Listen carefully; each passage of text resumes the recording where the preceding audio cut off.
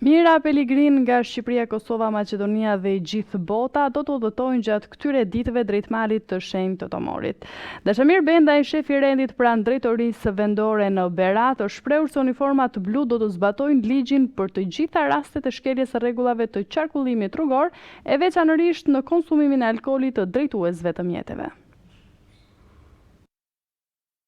Mira Pelegrin nga Shqipëria, Kosova, Maqedonia dhe gjithë bota do të udhëtojnë gjatë këtyre ditëve drejt malit të shenjtë të Tomorit, ku besimtarët Bektashin do të kremtojnë festën e tyre të përvitshme. Kryegjyshata botërore Bektashinve mësohet se ka hapur dyert e teqes së Kulmakut, ku përqendrohen të gjitha ritet dhe faljet e festës, ndërkohë që kulmi parashikohet të jetë data 22 ku regjistrohet numri më i madh i pelegrinëve. Nga ana tjetër, për të shmangur numrin e aksidenteve, por edhe parandaluar ngjarjet kriminale, Drejtoria Vendore e Policisë së Berat në bashkëpunim me komisariatet Kuçov, Skrapar, ura vajgërore do të zbatojnë një plan të detajuar masash. Dashamir Bendaj, shefi i rendit pranë Drejtorisë Vendore Berat, bëri me dije se më i përqendruar shërbimi me uniforma blu do të jetë përgjatë akseve rrugore Berat Poliçan, Pronovik, Novaj, Teqe Poliçan, Çorovod Gjerbës, Teqe Kulmakut, e pika të tjera që do të vendosen si dhe në territorin ku zhvillohet aktiviteti pelegrinazhit, ka bërë me dije ai. Prandaj u shpreh gjithashtu se do të ndalohet ngjitja në male mjeteve të transportit publik si autobuza dhe mikrobuza, pasi janë bërim aksidentesh, ndërkohë që u shpreh se uniformat blu do të zbatojnë ligjin për të gjitha rastet e shkeljes së rregullave të qarkullimit, veçanërisht në konsumimin e alkoolit të drejtuesve të mjeteve.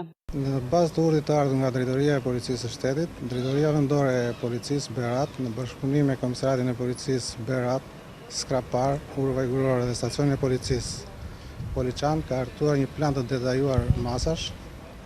me qëllim rritjen e sigurisë publike gjatë ditëve të pelegrinazhit që do të zhvillohet në Teqen e Kulmakut, lëvizjen e lirë të automjeteve dhe të këmbësorëve, mbajtjen nën kontroll të elementëve me precedent kriminal që mund të shfrytëzojnë ditët e pelegrinazhit për kryerjen e veprave penale, parandalimin e veprave të ndryshme penale që mund të ndodhin gjatë këtyre ditëve. Po bashkëpunohet ngushtë me pushtetin